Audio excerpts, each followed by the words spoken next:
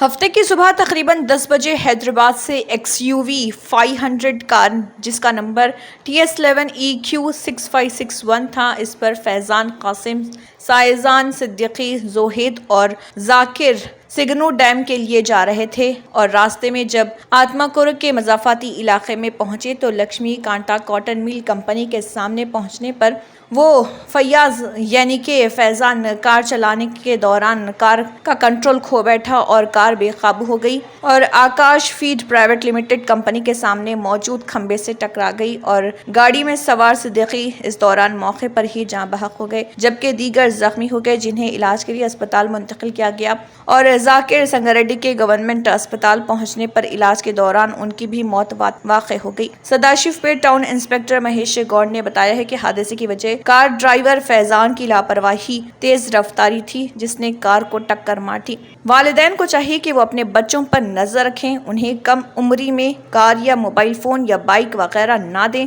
جس کے سبب وہ بری لت میں یا پھر ان طرح کے حادثات سے دوچار ہو سکے اور بعد میں والدین کو پچھتانا پڑے، کیونکہ ایک بار جب نوجوان لڑکا چلے جاتا ہے تو والدین کو کافی غم ہوتا ہے، اس لیے اپنے بچوں پر نظر رکھیں اور ان کی صحیح پرورش کریں اور انہیں کم عمری میں کسی بھی بری لت میں نہ دیں۔ اگر آپ نے ہمارے چینل کو ابھی تک سبسکرائب نہیں کیا ہے تو یہاں پر ریڈ کلر کا سبسکرائب بٹن دکھ رہا ہے، اسے کلک کریں اور ہمارے چینل کو سبسکرائب کیجیے اور ساتھ ہی ساتھ بیل آئیکن کو بھی کلک کیجیے جس سے آپ کو تازہ اپڈیٹ ملتی رہے۔